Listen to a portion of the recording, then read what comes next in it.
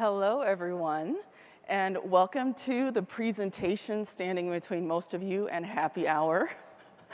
It's me, and some of you are actually missing a happy hour for this, so I can't tell you, how much I appreciate that. It's wonderful to have you here and see you here with me to talk about learning. My name is Leslie Bell. I'm a Customer Training Solutions Advisor. I work on a small team of cloud architects in the learning organization. And what we do there is we help customers tackle their most complex training needs. We support sales teams, we support service providers, our partners, and most importantly, we support our customers through everything from developing learning strategies through architecting large custom learning engagements. It's a job I really love as I get to watch our customers transform their business and scale as their knowledge grows. It's incredibly rewarding. It's something I really love and I'm passionate about. And I'm here to share some upskilling learning and some insights that I've gathered along the way. Okay, so let's dive into our agenda. We're going to be looking at what is upskilling. So I want us to kind of get on the same page about what this really means and what it doesn't. Why is upskilling important? Training is not a trend.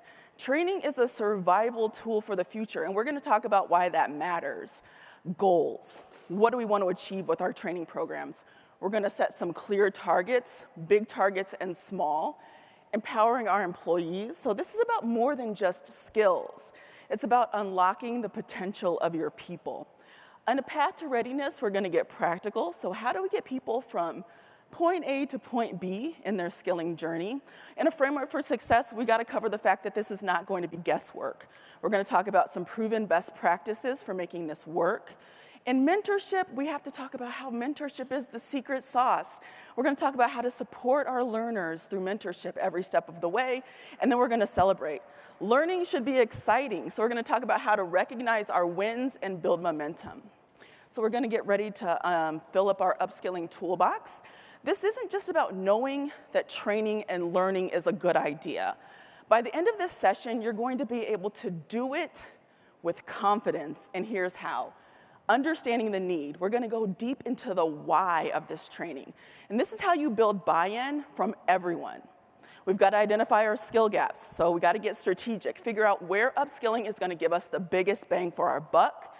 We got to pick out a strategy, right? It's time to turn that why into a clear and actionable plan. So think of it as a success roadmap. We've got to build a culture of learning at our companies, right? Learning is not a one-off activity. Let's talk about making learning part of the DNA of your organization.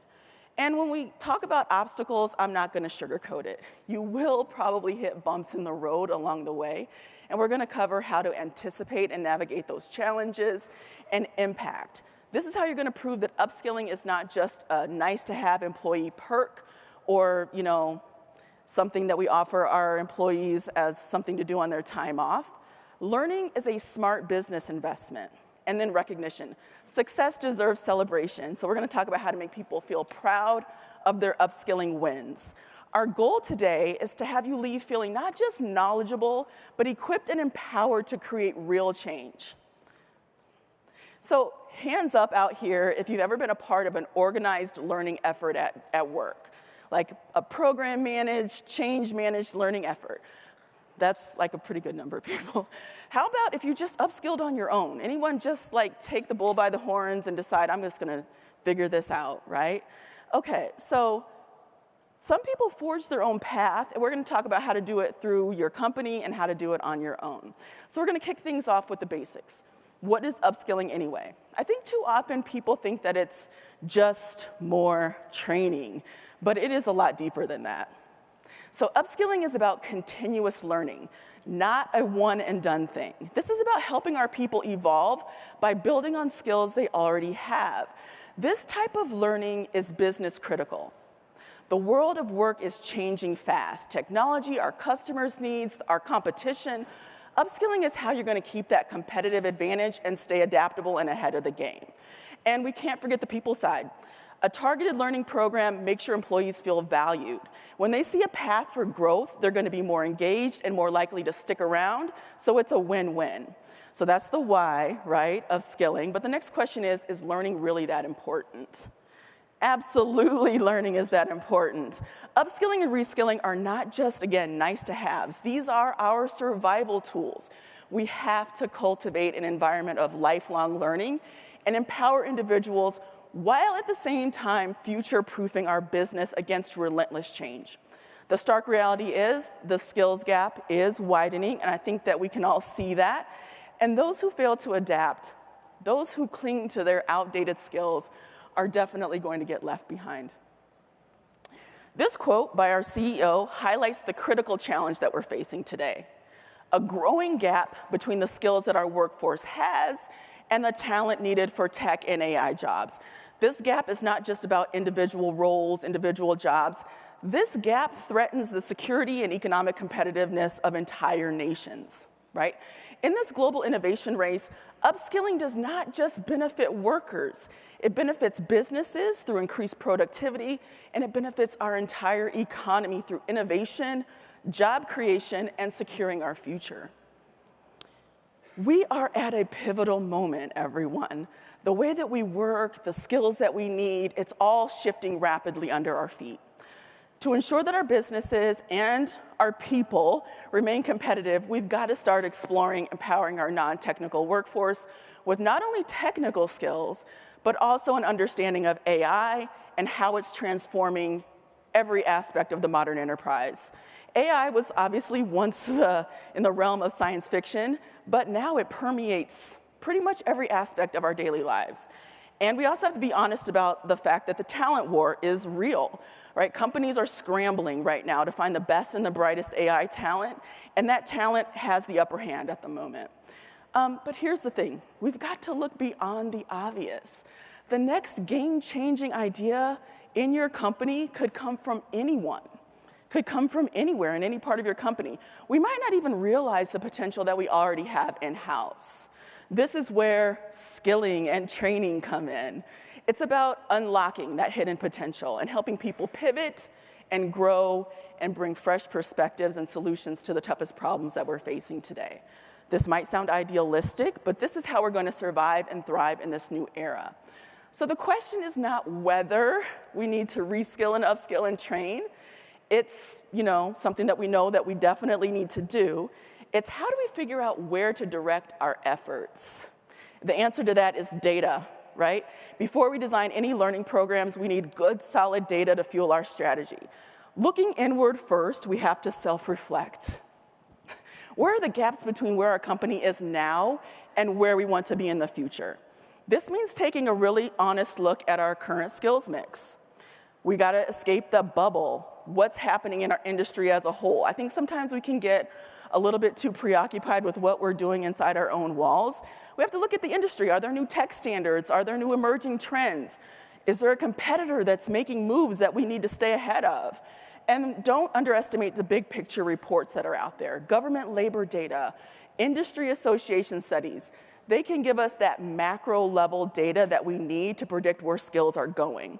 And don't miss insights that are closer to home. Our professional organizations, internal clubs and teams, they often have their finger on the pulse of what's happening in the industry, and those insights can be a goldmine. And finally, don't forget the human factor, of course, our people. Who in your company is already eager to learn? This undertaking is going to work best when you start with motivated people, so identify those stars early who are already ready to level up. This data here, this is our roadmap. Let's talk about the what-if scenario. What happens if we don't do anything about training? Spoiler alert, it's not good. Picture this. Your competitors are running learning programs. They've got these upskilling initiatives. They're innovating with learning. Meanwhile, your teams are still stuck running on old technology and old processes. You guys don't have any solid plans to train.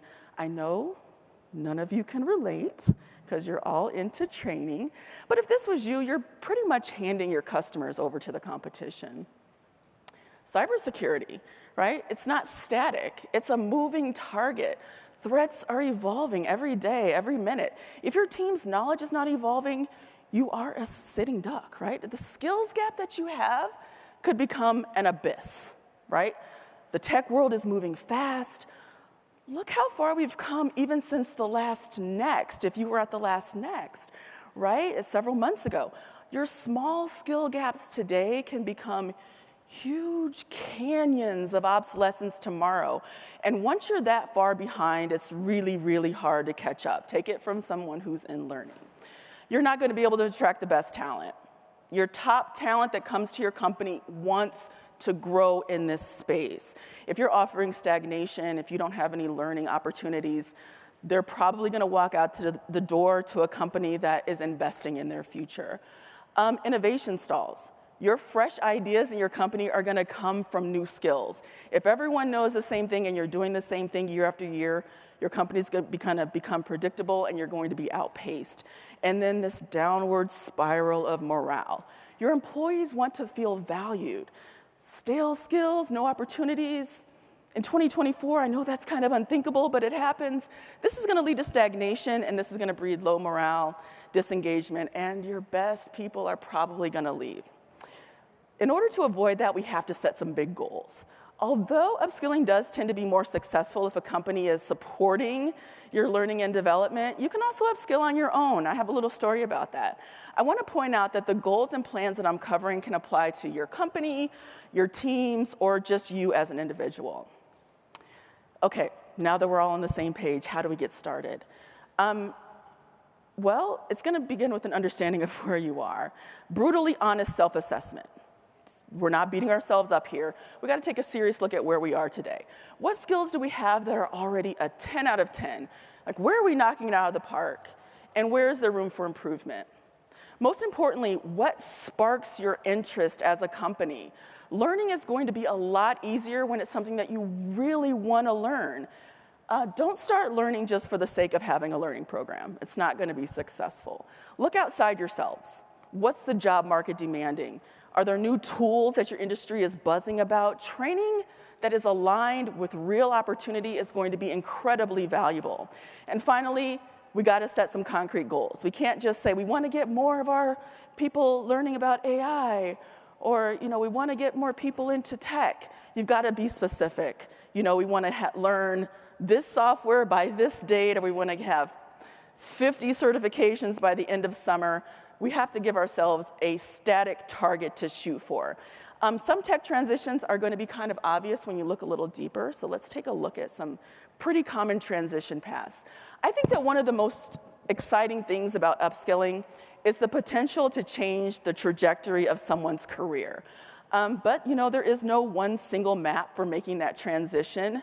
What works is going to depend on a lot of factors: your existing skill set, what you love doing, and the specific needs of your company. So here's some common patterns. Marketing is a really good transition into UI UX, tech writing, product management. If you are in marketing now, you really understand customers, right? So that's going to translate beautifully into designing user experiences, right? Writing clear documentation, or managing product roadmaps as a product manager. Legal, into compliance, into cybersecurity policy. Legal training is all about understanding rules, understanding risk. That's going to be so valuable in ensuring compliance, writing really tight cloud contracts, and even navigating the complex world of cybersecurity policy. Finance, right into data analysis, right into cloud cost optimization. Crunching those numbers, analyzing those trends, those finance skills are in high demand, especially in cloud. And understanding how money kind of flows back and forth is really going to be key to optimizing your cloud spend. Again, these are just a few examples to get your wheels turning, hopefully, out there. Your own transition path is going to be completely unique. I think the beauty of these upskilling plans is that it opens new doors to ideas you may have not thought of in the past. Okay, we're going to shift gears and get realistic. Even the best training programs are going to face some bumps in the road. The key here is to anticipate those roadblocks so we can navigate around them. Resistance from the existing team, we'll talk a little bit more about that later. Sometimes people who have been at your company for a while might have a bad attitude about the upskilling, and they might see it as a threat. We need to change that mindset. We have to emphasize how this is going to benefit the entire team and the entire company. It's not just going to be beneficial for the people who are learning these new skills. Dwindling motivation. Life is probably going to get in the way one way or another. That initial excitement can fade away. So how do we fight this? We have to have a variety of learning formats, regular progress check-ins. We want to celebrate, those small wins and keep people excited. These programs are going to take some time. You don't want to get discouraged. You're probably not going to have an overnight success story, an overnight transformation. Keep your long-term goals in sight and be, patient, honestly. You also want to communicate transparently about why this training matters for your company. Time constraints. This is a big one. It can be an extra that's shoved into an already really busy schedule. So prioritize it. Work it into your workday. Set some dedicated training hours for learning sessions. And this is going to require some smart scheduling, but I believe in you and I know that you can do it. These roadblocks are real, but they're not deal breakers, honestly. With proactive planning, we can make sure that our training programs stay on track. Okay, we've talked about goals and challenges. Now to make sure that our training efforts actually stick, we need a few key strategies woven into our plan. Communication. Communication is king. From the start, be clear about why we're doing this. What are our options? How is it going to benefit our employees? This can't be a top-down order. This is a partnership, and that transparency is going to build trust. Don't treat your tech teams or IT as an afterthought. Don't bring them in late in the game and expect them to jump in head first and start helping you out. This team is going to be the ones making this technology work. They're probably going to have to, change some security settings in order to make some of these labs work. We just never know where they're going to have to come in. Build them into the process early so you won't run into obstacles and resistance from those teams. This is going to make your rollout a lot smoother. And remember that this is a marathon. Consistent support is going to make a difference. Shout out your small wins. Offer extra guidance to employees that might be struggling. This isn't just about the skill. This is about showing that we care about our people, right? That brings up people again. If you make upskilling a positive experience, people are going to be way, way more likely to stick with it, honestly. And as they're sticking with it, they're going to spread that enthusiasm to the rest of the company. And this is how you start building that culture of learning. Back to our people, the most important part of our skilling and training, it's not just about the skills themselves. Again, it's about showing our employees that we believe in them. We believe in you. We're investing in you. We want you to spend time on this. This is how you create a workforce that doesn't want to leave. When you invest that time and resource into skilling, you're sending them a clear message that we value you. We care about you. We want you to grow with us.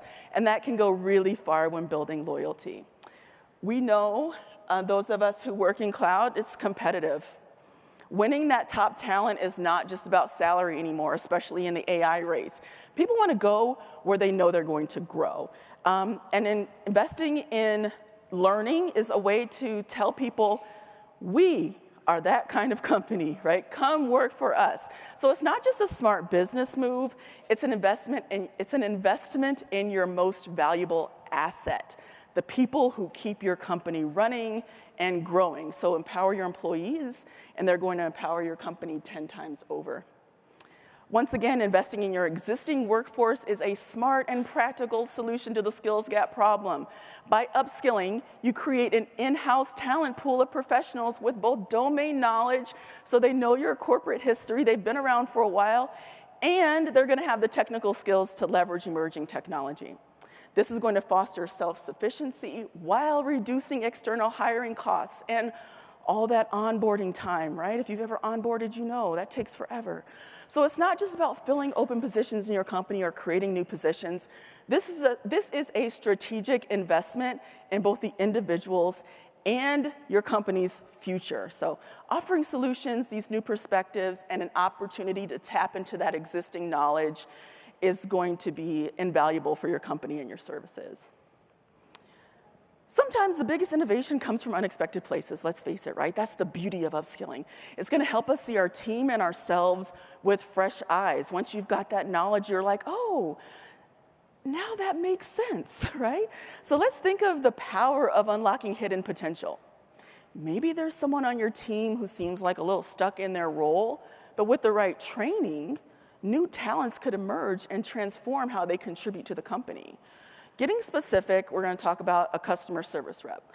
You know, they come in, they do their job, but if you upskill them, give them some data analysis skills, suddenly they can spot patterns in customer issues and begin to suggest solutions. And this is innovation that makes a real difference to the bottom line. Or take a marketing pro, super creative, maybe tech's not their strong suit. Some upskilling in personalized campaign tools is going to allow them to bring their big ideas to life at scale and boost results way beyond what was possible before. Your untapped potential is already there. I don't think I have to convince you of that.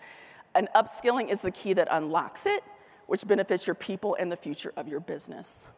Now, choosing the right resources is essential. You need the right fuel, and that's going to mean having the right resources available to your learners. More than just tossing them some links and a couple books and wishing them luck. People learn differently. We know that. People like online courses. Some people like books. I like books. I make notes in the margins. I still do highlighting. And then some people just want to read and learn at their own pace. The key is offering variety to meet people's different needs. And don't make people hunt for it. Create a portal. Create some sort of an internal learning location where people can go to find what they need. So videos, articles, curated links. You know, make it a one-stop shop for learning. And we can't talk resources without mentioning the two biggest ones, time and money. Upskilling cannot be an afterthought that's shoved into an already full workday. Got to give people dedicated time for learning. We've got to create budgets to cover the training costs. And learning can be kind of lonely if it's siloed. So build a learning community, live sessions where people get together to learn, to discuss what they've learned, help each other, lean on each other. This makes learning social and more successful. And finally, don't start a learning program just for the sake of it. Give people some real-world projects, point them in the direction of where your needs are, where they can apply those new skills right away. So seeing what they can do with that knowledge is going to cement it better than any online course or textbook. Now, even the best upskilling plan is going to fail and fail hard without leadership on board. So how do we turn leadership from potential roadblocks into our biggest champions? Leadership speaks the language of ROI. So don't come to them, don't approach them with a warm and fuzzy approach. Show them the numbers. How is upskilling going to boost productivity? How is training going to cut hiring costs?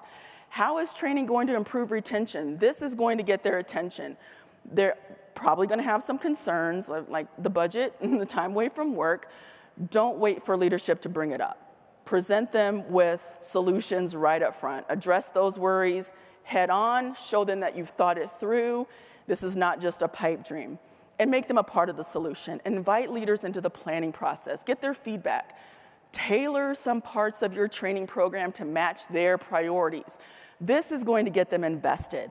And if you're lucky enough to have a change management team at your company, they're going to be your best friends. Honestly, partner with them early on because they know how to communicate those big shifts and get those in power on board. Remember, securing leadership support is not just about getting their approval. You have to make them an enthusiastic partner in your program, and that kind of support is going to push your learning program from good to great. We got to talk about the elephant in the room. The elephant at the conference, AI, right? It's everywhere, whether we realize it or not. So how do we make sure that our entire company is ready for an AI-driven future? Here's the thing. Everyone at your company needs a basic foundational level understanding of artificial intelligence. This is like the internet 20 years ago. It's going to eventually touch every job. We cannot leave anyone in our company behind. But it can be intimidating, that's for sure, so we got to start by demystifying it. What is it really? What's hype?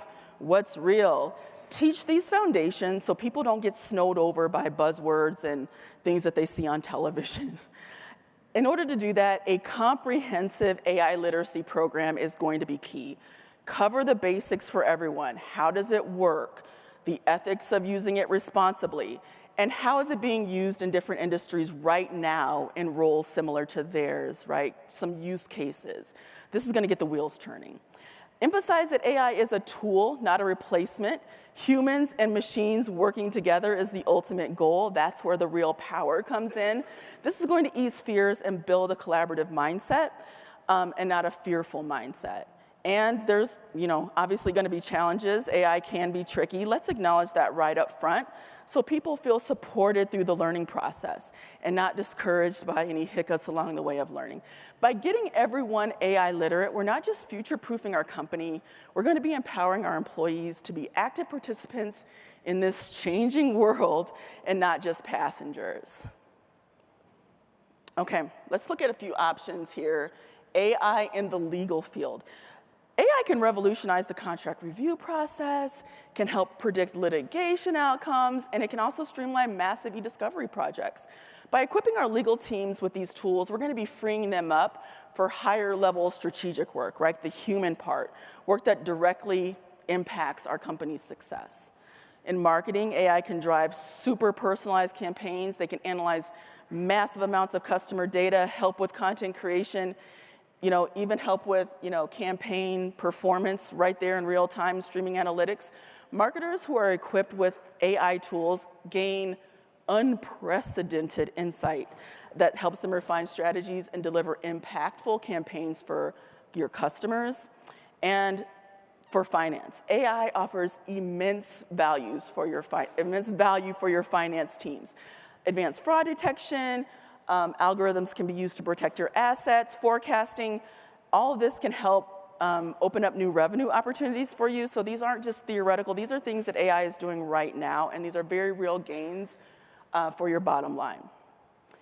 Some success stories, some people who are able to successfully use upskilling to grow professionally, find new challenges and new opportunities in their career. Me, right? I'm a success story. I spent my early career with a life sciences startup. I've been around for a pretty long time. My role at that startup was everything. I was pre-sales, I was post-sales, I was implementation, I was support. I was all over the place. After a while, we were acquired by a huge company, and my skills became more specialized. And that's when I started seeing, okay, here are some trends that I need to stay on top of, and I began upskilling myself. So, I rode that early wave. When I first started, servers were in a hot closet, so that should tell you something. But I rode that wave all the way to the cloud. I got my first full-time cloud role in 2019, and a few years ago, I came to Google Cloud. So why is this so important for individuals? Because as you can see, upskilling, there's a real true growth trajectory with training. Here's another example. We got a marketing associate, mid-sized tech company. This is a really classic start, by the way. But even at this stage, this person has a spark for learning. Not afraid to get their hands dirty, fixing tech issues. You probably have people in your organization like this right now. This person takes a forward look out there at the market. They see an opportunity for a potential career upgrade for themselves from marketing to something else, and that's going to be the key, right? There's a mix of passion, they really want to do it, and practicality. So that's an essential to success in transitioning to a new career. Now, she was super smart and driven, but the secret ingredient was that she was able to leverage social capital. It's not just about who you know, it's about building relationships. She, paired up with a senior developer, someone who was able to mentor her and not in a forced capacity. This person saw her spark, was able to vouch for her, reach out to the IT team. I use the name Mike because I had a Mike in my own career who saw that I was smart and motivated and promoted me and helped me along in my career path. So when a new junior position is available, this person vouched for her, and when that job opened up, she was able to move into a new role. Now, how do you actually make this work for your company? So it's not just about throwing people at online courses.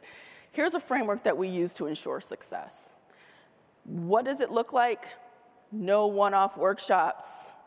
Think bigger. Aptitude assessments, right? We don't want to waste anyone's time. Is this person wired for tech work? Are they even interested? These assessments are going to tell us who has the potential and who we should focus on. Foundational training, everyone needs it. Start with the must-have basics for the roles that you're hiring for and the roles that you're targeting. Don't just assume people know the lingo. Mentorship and guidance, the social capital, the human factor. Formalize it. Connect trainees with experts hands-on experience is key. Give people real-world challenges to tackle and a gradual transition and evaluation. Again, this is not going to happen overnight. Manage your expectations accordingly, measure your milestones, and celebrate your little wins. So this is not magic, but it's about a smart investment in your company, and your people are going to reap the rewards. This is where the rubber hits the road. You can have the best framework in the world, let me tell you, but if people don't buy in, it's going to be useless. This is about creating a culture where learning is not a chore. It's a part of how you do business that gives you a competitive edge. Keep the why at the forefront. Bring your leaders in to actively participate. Should your CEO be in a coding boot camp? No. Maybe for a day they can come to the orientation or something like that, but the point is when leaders learn, everyone's going to take it seriously, right? Individualization, not everyone learns the same way, so offer options. Give them dedicated learning time. Turn your experts into teachers and show them that mentorship is a path to leadership. Give them that knowledge that social capital is going to reap benefits for them as well. Upskilling is not about feeling good, so tie those new skills to internal promotions. Maybe you get promoted to a junior role, and measure and adjust. What gets measured gets done. We all know that, right? So track your progress, but also be ready to pivot. Developing a strong learning culture is not easy. It's about transforming your company, though, so it's really, really important. You want to transform your company into a place where people can't wait to learn the next big thing. All right, this is the starting line. We want to find hidden gems in our organization. Don't just assume you know who's interested. Skills are great, but drive really matters. Talk to people. Are they just trying to escape a dead-end job? We don't really want that.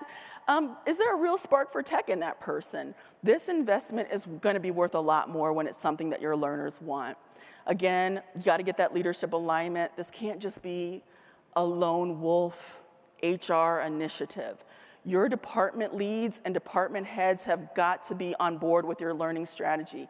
This is going to ensure that they prioritize learning, provide the time for learning, and they also have to see the people that they invested in as an asset that they helped create, right? So start these conversations early, build excitement to upskill that untapped potential in your company, and use the right type of assessment tools to transform the hunch that maybe we should do this into a data-driven decision.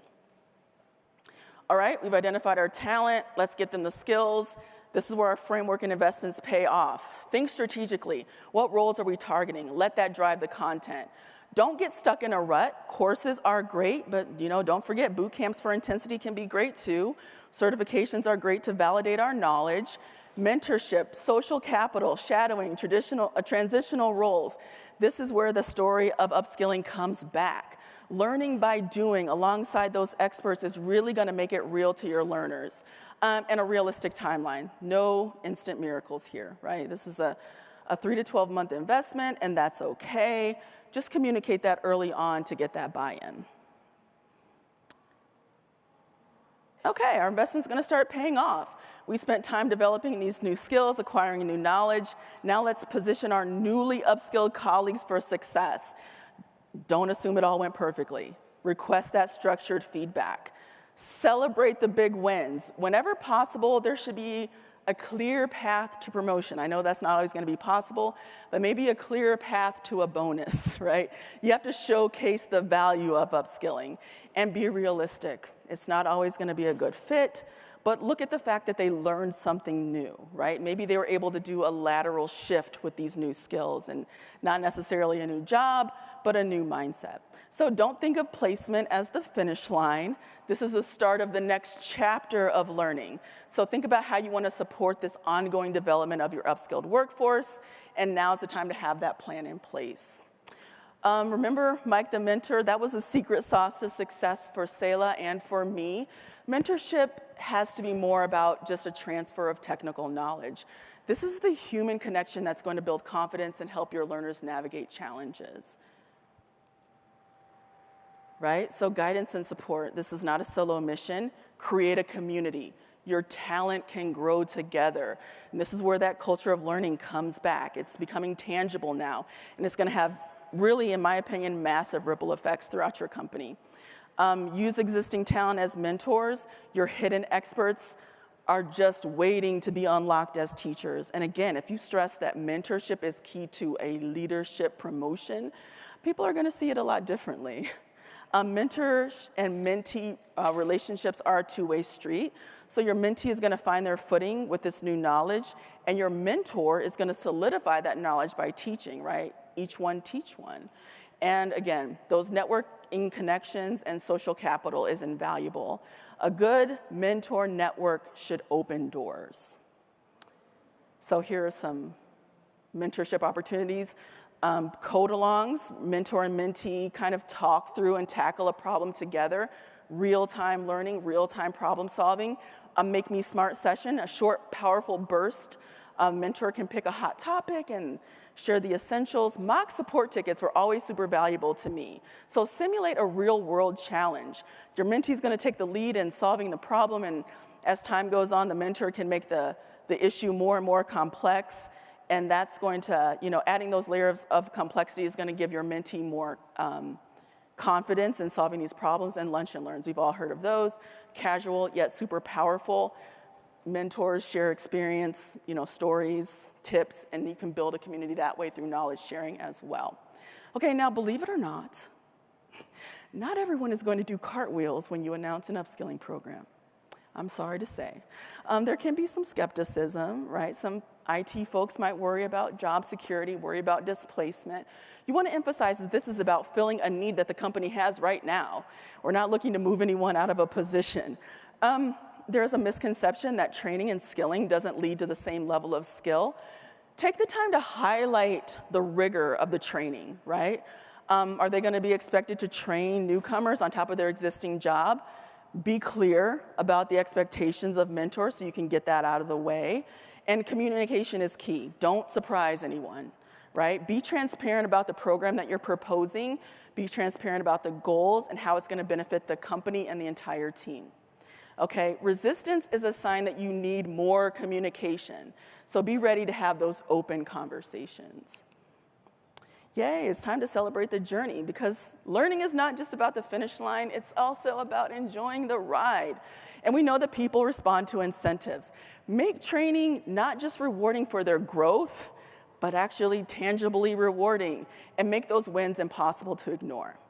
Gamification, a little friendly competition, that can be amazing for learning. Track your progress on internal leaderboards, give people badges, and have teams compete. That's always a really fun training incentive.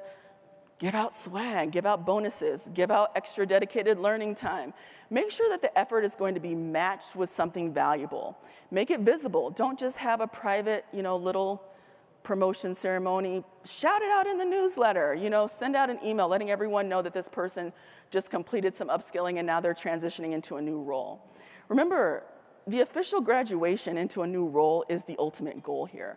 So make it a clear path and make it an exciting path. Measuring success, super important. Ultimately, the success of your program depends on the data, the bottom line impact, right? Folks are gonna ask for the numbers. You're asking for a big investment, they're gonna ask, how did it go? Here's the kind of data that you need to prove that your program was a smart investment. Track successful transitions, the number and the percentage of people upskilled. Retention, are these people sticking around, right? Time to productivity, from the time that you started training to the time that they were able to put those good new skills into use, that's an important metric.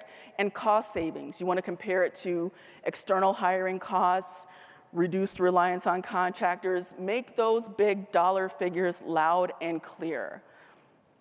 And then the human side of upskilling, right? The qualitative measurements. Are people enjoying the program? Do they feel supported? You want to get that direct feedback via surveys. Your tech teams, what are they thinking? Do they see improvement? Are they happy with where things are going? Do they see some real skills coming out of this program? That's going to be invaluable information as well. Are these new skills spilling over into their original roles? Are these customer service agents solving problems better? Are they coming up with better solutions? Are they coming to you with fresh ideas, right? Track that. And then new titles and teams, huge, right? Celebrate promotions. Also celebrate transfers that ignite potential. Someone is going to be moving up, and then someone's also going to be moving into their position, right? So hopefully I've made my case for upskilling, right? the fact that you're here does say that we're on the same page about that. But let's hammer home the why, right? This is not optional. This is going to be essential for the future of our company. The skills gap is not a new news story. It's a threat to our growth, and upskilling is going to solve that from within. Who knows your business better than your own people? You want to turn that knowledge into a powerful technical advantage, and you're putting new eyes on old problems. That's the magic of these training programs. We're going to be unlocking innovation potential we didn't even know we had, and engagement and retention. Obviously, people who learn and grow with you are going to want to stay. And in this really tight market, we can't afford to lose our best and our brightest to boredom. So the question isn't, can we afford upskilling? Can we afford to spend the time? The question really should be, can we afford not to? So we want to make our company a place where talent is not just recruited, talent is created, because that is going to be a competitive edge for your company that no money can buy. And finally, here's a quote I want to share with you. I put a prompt into our AI tool that said, give me an inspirational quote about upskilling and the future and the skills gap. This is what it came up with. So I said the source is you and me, so feel free to use this quote. The skills gap won't close itself, but we can be a catalyst for change within our own company. Businesses, educators, individuals, if you notice something, that's us. We're all those things, so we have the power to make a difference right now. Invest in education, invest in upskilling, embrace it, create a culture. That's not just a wish list, that is our action plan.